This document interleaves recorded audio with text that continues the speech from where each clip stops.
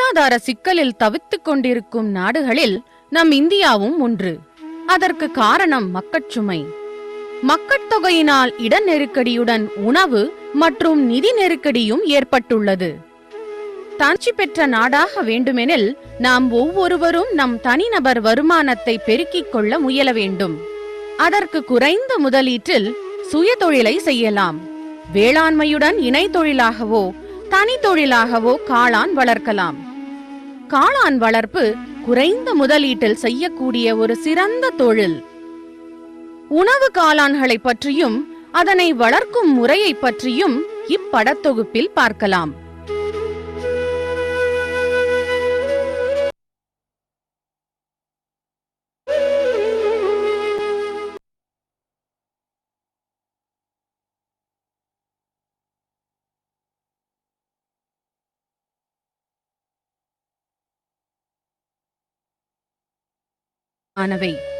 காளான்களால் மனிதனுக்கு எண்ணற்ற பலன்கள் உள்ளன.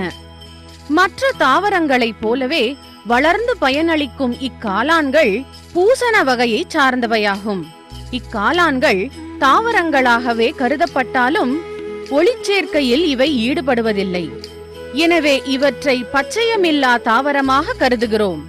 சுமார் 1800 ஆண்டுகளுக்கு முன்பே காளான்கள் சீனா, கிரீக் மற்றும் ரோமானியாவில் வளர்க்கப்பட்டு வந்தாலும் நம் நாட்டில் இவை அறிமுகப்படுத்தப்பட்ட ஆண்டு 1886.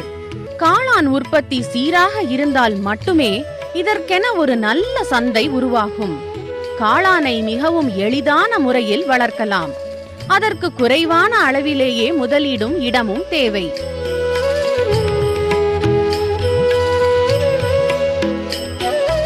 பல உணவகங்களில் பட்டன் மஷ்ரூம் என்னும் மொட்டு காளானை வைத்து சில உணவு வகைகளை செய்கின்றனர். ஆனால் பொதுவாக மொட்டு காளான் உற்பத்தி செய்வது சற்று கடினம். எனவே ஆயிஸ்டர் மஷ்ரூம் என்னும் சிப்பி காளான் வளர்ப்பை பற்றி பார்க்கலாம். சிப்பி காளானை இதைப்போல் உலர வைக்கலாம். மேலும் அதை வைத்து ஊறுகாய் தயாரிக்கலாம்.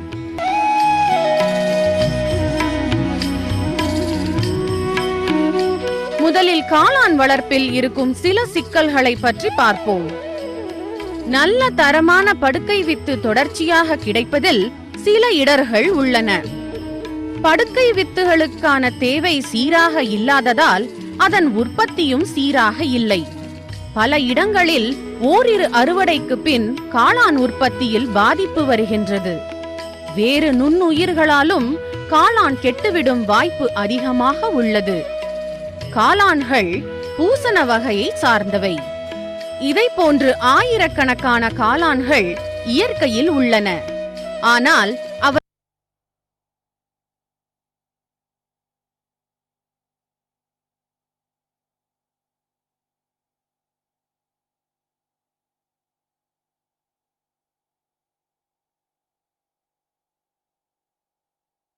அது 20-30% புரத சத்துள்ள சைவ உணவு பொருள். இதில் மற்ற நீர்ச்சத்து, நார்ச்சத்து மற்றும் வைட்டமின்களும் உள்ளதால் இது ஒரு முழுமையான உணவு பொருள். மேலும் இதில் புரத சத்து அதிகமாக உள்ளதால் இதனை காய்கறிகளின் அரசி என்றும் கூறுகின்றனர். இதர பால் மற்றும் மொட்டு காளான்களை விட சிப்பி காளான்களிலேயே புரதச்சத்து அதிகமாக காணப்படுகின்றது. மேலும் காளான்களில் மருத்துவ குணங்களும் உள்ளன. காளான்களை உண்பதால் அதிக நார்ச்சத்து நம் உடலில் சேரும்போது இதயம் சம்பந்தப்பட்ட நோய்களான இதய குழாய் பாதிக்கப்படுதல், இதய தசைகள் பலவீனமடைதல், இரத்த கோளாறுகள், கொலஸ்ட்ரால் படிதல் ஆகிய குறைகள் நீங்கி இரத்த ஓட்டமும் இதய துடிப்பும் சீராகி மாரடைப்பு தடுக்கப்படுகின்றது. இச்சிப்பி காளான்களில் அதிக அளவில் போலிக் அமிலம் உள்ளதால் ஆயுர்வேத மருந்துகள் தயாரிப்பில் பயன்படுத்தப்படுகின்றது. இது பெண்களுக்கு ஏற்படும் இரத்த ஒழுக்கு, கர்ப்பப்பை கோளாறுகள், கர்ப்ப காலத்தில் ஏற்படும் இரத்த சோகை ஆகியவற்றை குணப்படுத்த உதவுகின்றது.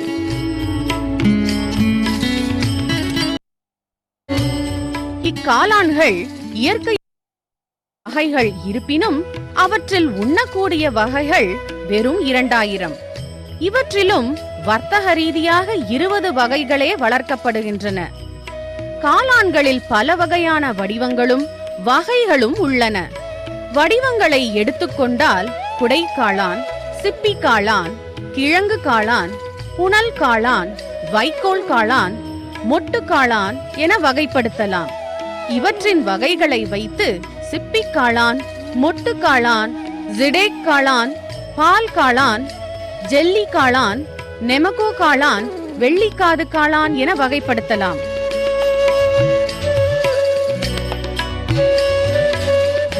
மேற்கூறியவற்றில் வகைகள் பல்வேறு இருப்பினும் மனிதனின் அன்றாட பயன்பாட்டில் இருப்பது சிப்பி, பால் மற்றும் மொட்டுக்காளான் வகைகளே.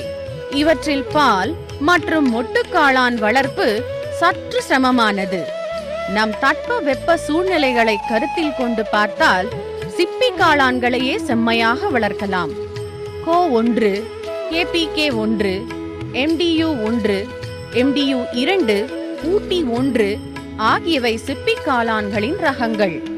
இப்படத்தொகுப்பில் வர்த்தக ரீதியாக சிப்பி காளான் வளர்ப்பை பற்றி விரிவாக பார்க்கலாம். நம் நாட்டில் ஹிமாச்சல பிரதேசத்தில் காளான் வளர்ப்பு மிகவும் பிரபலம். அவர்கள் குளிர்காலத்தில் திறந்த வெளியில் பெரிய அளவில் மொட்டு காளான்களை வளர்க்கின்றனர். மேலும் அவர்கள் மழை காலத்தில் சிப்பி காளான்களையும் கோடை காலத்தில் பால் காளான்களையும் வளர்க்கின்றனர். நம் தமிழகத்தில் வர்த்தக ரீதியாக பெரிய அளவில் காளான் வளர்ப்போரின் எண்ணிக்கை சற்று குறைவாகத்தான் உள்ளது. சமீப வருடங்களில் ஷிடகி என்னும் விலை உயர்ந்த காளான் ரகமும் வர்த்தக ரீதியாக வளர்க்கப்படுகின்றது.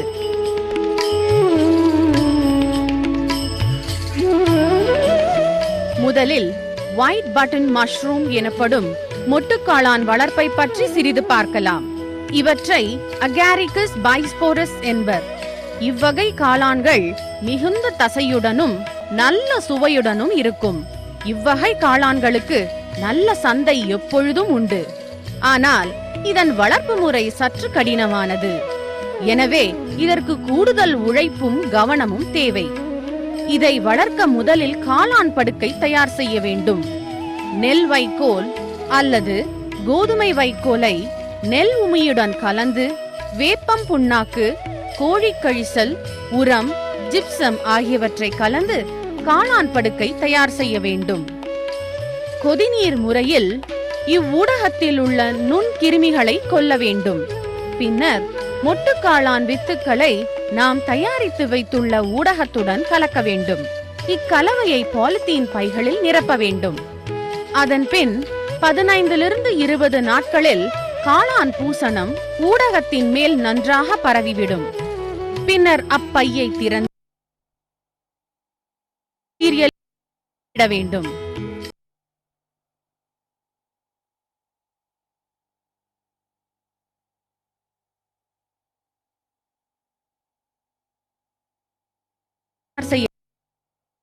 காளான் மொட்டுக்கள் குறிப்பிட்ட 16-18 டிகிரி செல்சியஸ் வெப்பத்திலும் 80-85% ஈரப்பதத்திலும் நன்றாக வளரும். கலவையால் காளான் பைகளை மூடி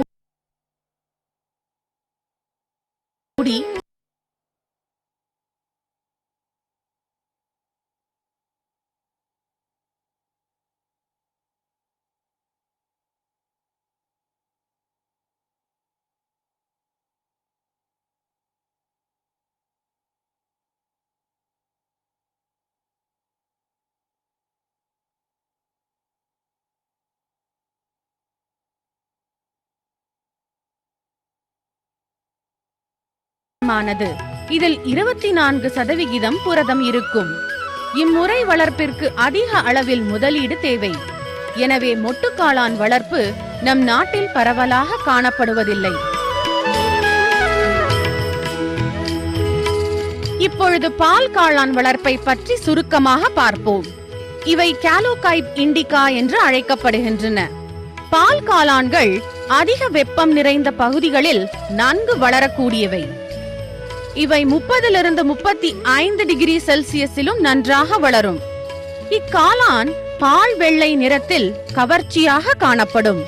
இதன் அறுவடைக்கு பின்னரும் இதன் நிறம் மாறாதிருக்கும். இக்காளான்கள் சாதாரணமாக 3-4 நாட்களுக்கு நன்றாக இருக்கும். இதே குளிர்சாதன பெட்டியில் இதனை 2 வாரங்களுக்கு நன்றாக வைத்திருக்கலாம். இதன் சுவையாலும் நன்கு ஊறிய வைக்கோலை 80 டிகிரி வெப்பநிலையில் தண்ணீரில் ஆழ்ந்திருக்குமாறு செய்ய வேண்டும். இவ்வைக்கோலை எடுத்து பாலித்தீன் பையில் இட்டு பால் காளான் வித்துக்களை போட வேண்டும்.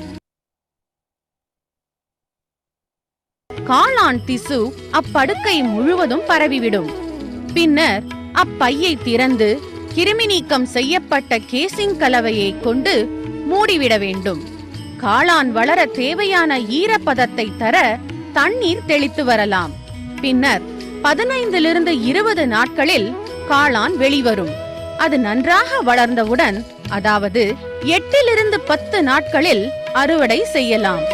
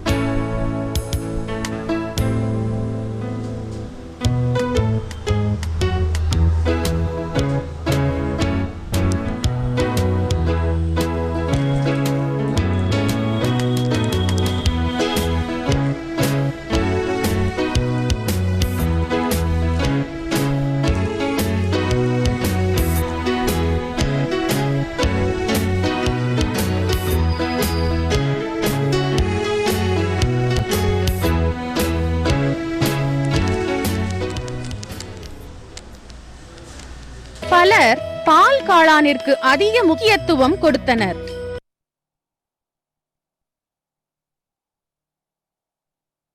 பால் காளானின் பயிர் சுழற்சி காலம் 3 மாதங்கள். இது மிகவும் நுண்மையான பூசணம். இது எளிதில் கெட்டுப்போகவும் வாய்ப்புள்ளது. இக்காளான்கள் வளர அதிக வெப்பம் தேவைப்படுவதால் இதனை மழை மற்றும் குளிர்காலங்களில் வளர்க்க முடியாது. இதனை சிறு பாலித்தீன் பைகளில் வளர்க்கின்றோம். ஏனெனில் அப்பொழுதுதான் கேசிங் செய்ய முடியும். எனவே வர்த்தக ரீதியாக பெரிய அளவில் குழாய் முறை என்னும் சிலிண்டர் சிஸ்டத்தில் வளர்க்க முடியாது.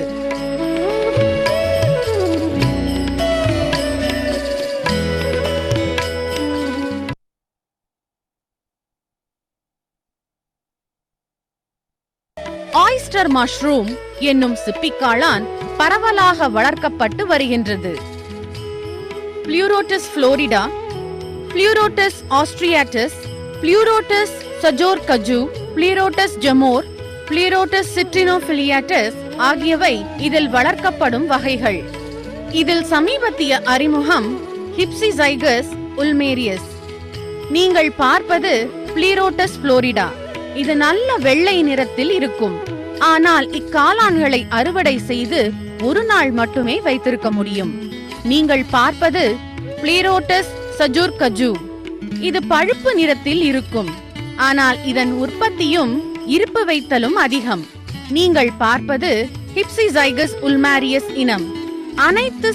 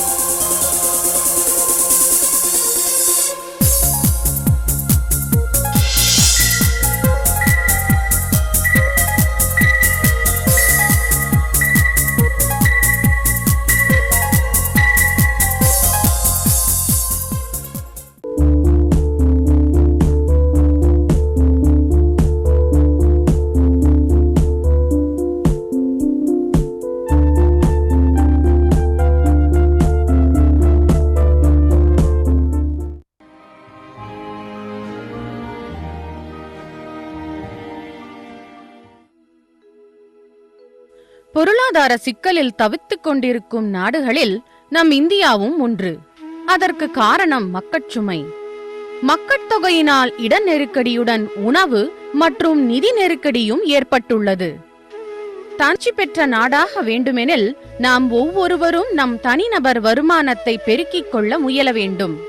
அதற்கு குறைந்த முதலீட்டில் சுய தொழிலை செய்யலாம். வேளாண்மையுடன் இணை தொழிலாகவோ தனி தொழிலாகவோ காளான் வளர்க்கலாம். காளான் வளர்ப்பு குறைந்த முதலீட்டில் செய்யக்கூடிய ஒரு சிறந்த தொழில். உணவு காளான்களை பற்றியும் அதனை வளர்க்கும் முறையை பற்றியும் இப்படத்தொகுப்பில் பார்க்கலாம்.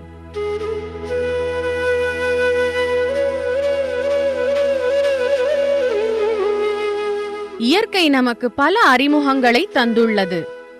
இவ்வகை அறிமுகங்களில் காளான்கள் முக்கியமானவை. காளான்களால் மனிதனுக்கு எண்ணற்ற பலன்கள் உள்ளன. மற்ற தாவரங்களைப் போலவே வளர்ந்து பயனளிக்கும் இக்காளான்கள் பூசண வகையை சார்ந்தவையாகும். இக்காளான்கள் தாவரங்களாகவே கருதப்பட்டாலும் ஒளிச்சேர்க்கையில் இவை ஈடுபடுவதில்லை.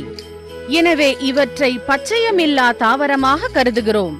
சுமார் 1800 ஆண்டுகளுக்கு முன்பே காளான்கள் சீனா, கிரீக் மற்றும் ரோமானியாவில் வளர்க்கப்பட்டு வந்தாலும் நம் நாட்டில் இவை அறிமுகப்படுத்தப்பட்ட ஆண்டு 1886.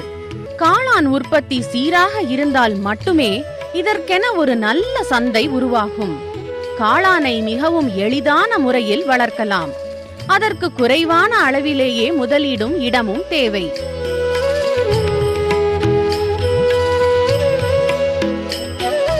பல உணவகங்களில் பட்டன் மஷ்ரூம் என்னும் மொட்டு காளானை வைத்து சில உணவு வகைகளை செய்கின்றனர். ஆனால் பொதுவாக மொட்டுக்காளான் உற்பத்தி செய்வது சற்று கடினம். எனவே ஆயிஸ்டர் மஷ்ரூம் என்னும் சிப்பிக்காளான் வளர்ப்பை பற்றி பார்க்கலாம். சிப்பிக்காளானை இதைப்போல் உலர வைக்கலாம். மேலும் அதை வைத்து ஊறுகாய் தயாரிக்கலாம்.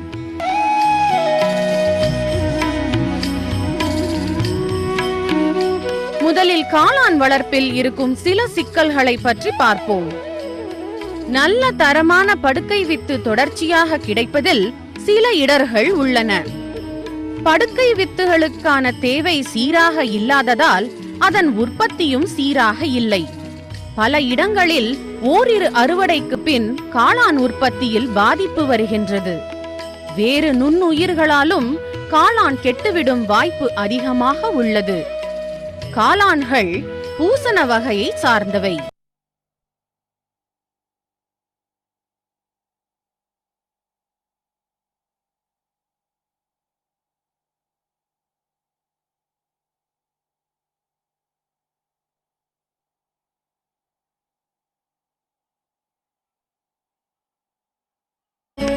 சிலர் நினைப்பதைப் போல் காளான் அசைவ உணவு கிடையாது. அது 20-30% புரத சத்துள்ள சைவ உணவு பொருள். இதில் மற்ற நீர்ச்சத்து, நார்ச்சத்து மற்றும் வைட்டமின்களும் உள்ளதால் இது ஒரு முழுமையான உணவுப் பொருள்.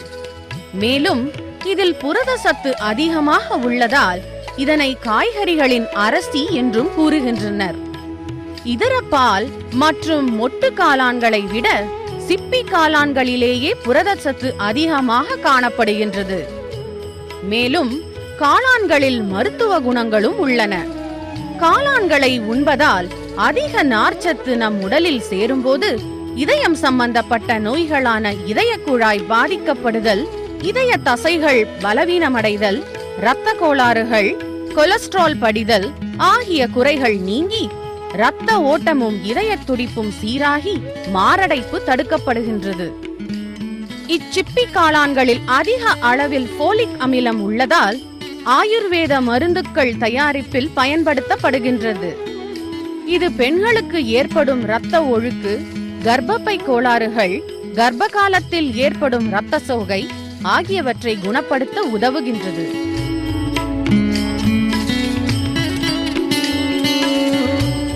இக்காளான்கள் இயற்கையில் சுமார் 60,000 வகைகள் இருப்பினும் அவற்றில் உண்ணக்கூடிய வகைகள் வெறும் 2,000. இவற்றிலும் வர்த்தக ரீதியாக 20 வகைகளே வளர்க்கப்படுகின்றன. காளான்களில் பல வகையான வடிவங்களும் வகைகளும் உள்ளன. காளான், கிழங்கு காளான், புனல் காளான், வைக்கோல் காளான், மொட்டு காளான் என வகைப்படுத்தலாம். இவற்றின் வகைகளை வைத்து சிப்பி காளான், மொட்டு காளான், ஜிடேக் காளான், பால் காளான், ஜெல்லி காளான், நெமகோ காளான், வெள்ளிக்காது காளான் என வகைப்படுத்தலாம்.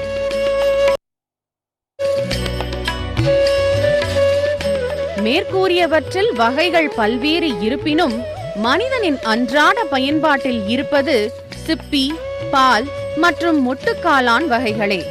இவற்றில் பால் மற்றும் மொட்டுக்காளான் வளர்ப்பு சற்று சிரமமானது. நம் தட்ப வெப்ப சூழ்நிலைகளை கருத்தில் கொண்டு பார்த்தால் சிப்பி காளான்களையே செம்மையாக வளர்க்கலாம். கோ1, APK1, MDU1, MDU2, ஊட்டி1 ஆகியவை சிப்பி காளான்களின் ரகங்கள். இப்படத்தொகுப்பில் வர்த்தக ரீதியாக சிப்பி காளான் வளர்ப்பை பற்றி விரிவாக பார்க்கலாம்.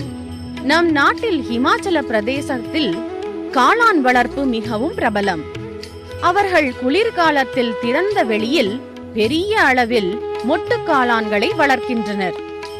மேலும் அவர்கள் மழை காலத்தில் சிப்பி காளான்களையும் கோடை காலத்தில் பால் காளான்களையும் வளர்க்கின்றனர். நம் தமிழகத்தில் வர்த்தக ரீதியாக பெரிய அளவில் காளான் வளர்ப்போரின் எண்ணிக்கை சற்று குறைவாகத்தான் உள்ளது. சமீப வருடங்களில் ஷிடகே என்னும் விலை உயர்ந்த காளான் ரகமும் வர்த்தக ரீதியாக வளர்க்கப்படுகின்றது.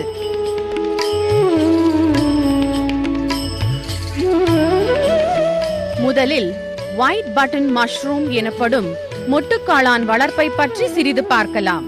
இவற்றை அகாரிகஸ் பைஸ்போரஸ் என்பர். இவ்வகை காளான்கள் மிகுந்த தசையுடனும் நல்ல சுவையுடனும் இருக்கும். இவ்வகை காளான்களுக்கு நல்ல சந்தை எப்பொழுதும் உண்டு. ஆனால் இதன் வளர்ப்பு முறை சற்று கடினமானது. எனவே இதற்கு கூடுதல் உழைப்பும் கவனமும் தேவை. இதை வளர்க்க முதலில் காளான் படுக்கை தயார் செய்ய வேண்டும். நெல் வைக்கோல் அல்லது கோதுமை வைக்கோலை நெல் உமியுடன் கலந்து வேப்பம் புண்ணாக்கு, கோழி கழிசல், உரம், ஜிப்சம் ஆகியவற்றை கலந்து காளான் படுக்கை தயார் செய்ய வேண்டும். கொதிநீர் முறையில் இவ்வூடகத்தில் உள்ள நுண்கிருமிகளை கொல்ல வேண்டும். பின்னர் மொட்டுக்காளான் வித்துக்களை நாம் தயாரித்து வைத்துள்ள ஊடகத்துடன் கலக்க வேண்டும். இக்கலவையை பாலித்தீன் பைகளில் நிரப்ப வேண்டும். அதன் பின் 15-20 நாட்களில் காளான் பூசணம் ஊடகத்தின் மேல் நன்றாக பரவிவிடும். பின்னர் அப்பையை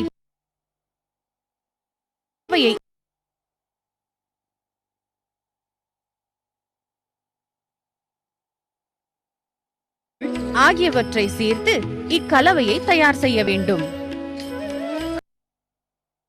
குறிப்பிட்ட 14 செல்சியஸ் வெப்பத்திலும் இதம் ஈரப்பதத்திலும் அளவில் குழாய் முறை என்னும் சிலிண்டர் சிஸ்டத்தில் வளர்க்க முடியாது.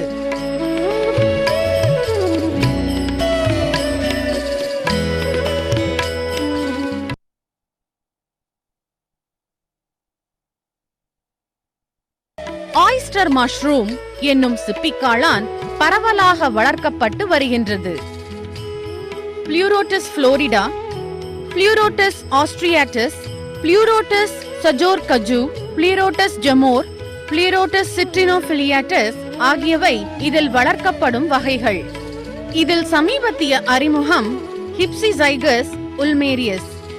நீங்கள் பார்ப்பது பிளூரோட்டஸ் புளோரிடா. இது நல்ல வெள்ளை நிறத்தில் இருக்கும். ஆனால் இக்காளான்களை அறுவடை செய்து ஒரு நாள் மட்டுமே வைத்திருக்க முடியும். நீங்கள் பார்ப்பது பிளூரோட்டஸ் சஜோர்கஜு. இது பழுப்பு நிறத்தில் இருக்கும். ஆனால் இதன் உற்பத்தியும் இருப்பு வைத்தலும் அதிகம். நீங்கள் பார்ப்பது ஹிப்சிசைகஸ் இனங்களிலும் இதுவே அதிக மகசூலும் நல்ல சுவையும் கொண்டது.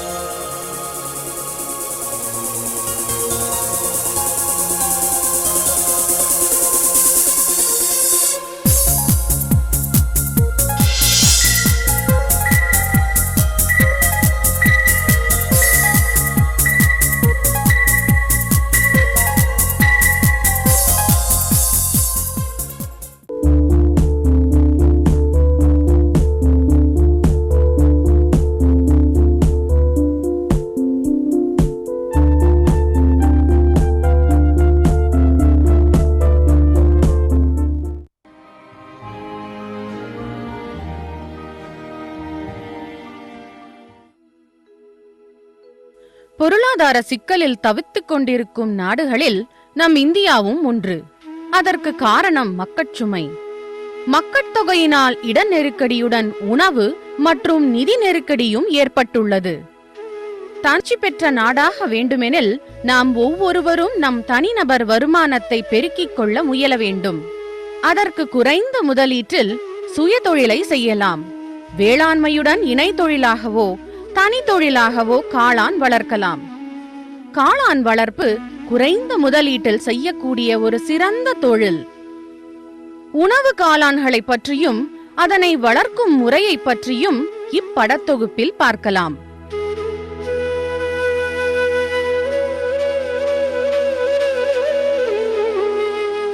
இயற்கை நமக்கு பல அறிவு.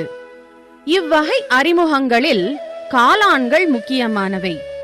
காளான்களால் மனிதனுக்கு எண்ணற்ற பலன்கள் உள்ளன. மற்ற தாவரங்களைப் போலவே வளர்ந்து பயனளிக்கும் இக்காளான்கள் பூசண வகையை சார்ந்தவையாகும். இக்காளான்கள் தாவரங்களாகவே கருதப்பட்டாலும் ஒளிச்சேர்க்கையில் இவை ஈடுபடுவதில்லை. எனவே இவற்றை பச்சையமில்லா தாவரமாக கருதுகிறோம். சுமார் 1800 ஆண்டுகளுக்கு முன்பே காளான்கள் சீனா, கிரீக் மற்றும் ரோமானியாவில் வளர்க்கப்பட்டு வந்தாலும் நம் நாட்டில் இவை அறிமுகப்படுத்தப்பட்ட ஆண்டு 1886. காளான் உற்பத்தி சீராக இருந்தால் மட்டுமே இதற்கென ஒரு நல்ல சந்தை உருவாகும். காளானை மிகவும் எளிதான முறையில் வளர்க்கலாம். அதற்கு குறைவான அளவிலேயே முதலீடும் இடமும் தேவை.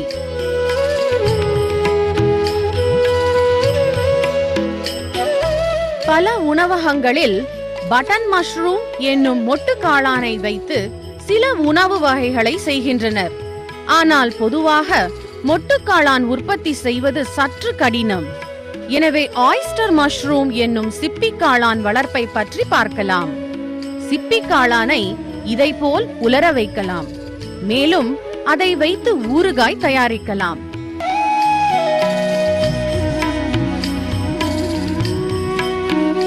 முதலில் காளான் வளர்ப்பில் இருக்கும் சில சிக்கல்களை பற்றி பார்ப்போம்.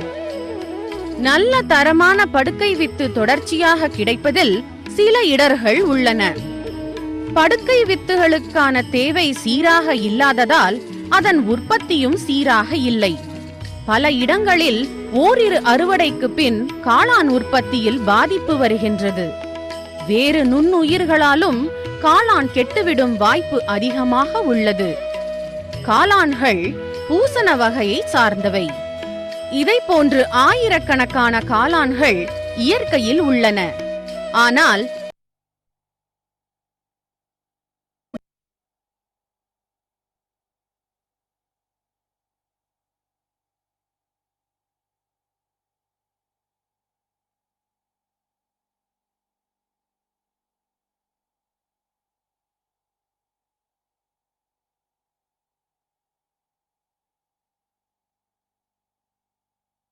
% புரத சத்துள்ள சைவ உணவு பொருள். இதில் மற்ற நீர்ச்சத்து, நார்ச்சத்து மற்றும் வைட்டமின்களும் உள்ளதால் இது ஒரு முழுமையான உணவு பொருள். மேலும் இதில் புரத சத்து அதிகமாக உள்ளதால் இதனை காய்கறிகளின் அரசி என்றும் கூறுகின்றனர். இதர பால் மற்றும் மொட்டு காளான்களை விட சிப்பி காளான்களிலேயே புரத சத்து அதிகமாக காணப்படுகின்றது. மேலும் காளான்களில் மருத்துவ குணங்களும் உள்ளன. காளான்களை உண்பதால் அதிக நார்ச்சத்து நம் உடலில் சேரும்போது இதயம் சம்பந்தப்பட்ட நோய்களான இதய குழாய் பாதிக்கப்படுதல், இதய தசைகள் பலவீனமடைதல், இரத்த கோளாறுகள், கொலஸ்ட்ரால் படிதல் ஆகிய குறைகள் நீங்கி இரத்த ஓட்டமும் இதய துடிப்பும் சீராகி மாரடைப்பு தடுக்கப்படுகின்றது. இச்சிப்பி காளான்களில் அதிக அளவில் போலிக் அமிலம் உள்ளதால் ஆயுர்வேத மருந்துகள் தயாரிப்பில் பயன்படுத்தப்படுகின்றது. இது பெண்களுக்கு ஏற்படும் இரத்த ஒழுக்கு, கர்ப்பப்பை கோளாறுகள், கர்ப்ப காலத்தில் ஏற்படும் இரத்த சோகை ஆகியவற்றை குணப்படுத்த உதவுகின்றது.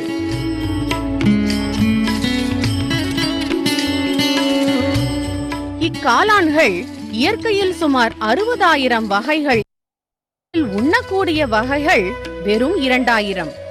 இவற்றிலும் வர்த்தக ரீதியாக 20 வகைகளே வளர்க்கப்படுகின்றன. காளான்களில் பல வகையான வடிவங்களும் வகைகளும் உள்ளன. வடிவங்களை எடுத்துக்கொண்டால் குடை காளான், சிப்பி காளான், கிழங்கு காளான், புனல் காளான், வைக்கோல் காளான், மொட்டு காளான் என வகைப்படுத்தலாம். இவற்றின் வகைகளை வைத்து சிப்பி காளான், திடேக் காளான், பால் காளான், ஜெல்லி காளான், நெமகோ காளான், வெள்ளிக்காது காளான் என வகைப்படுத்தலாம்.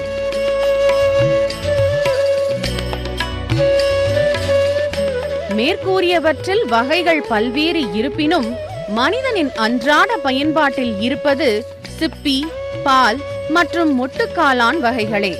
இவற்றில் பால் மற்றும் மொட்டுக்காளான் வளர்ப்பு சற்று சிரமமானது. நம் தட்ப வெப்ப சூழ்நிலைகளை கருத்தில் கொண்டு பார்த்தால் சிப்பி காளான்களையே செம்மையாக வளர்க்கலாம். கோ 1, KPK 1, MDU 1, MDU 2, ஊட்டி 1 ஆகியவை சிப்பி காளான்களின் ரகங்கள்.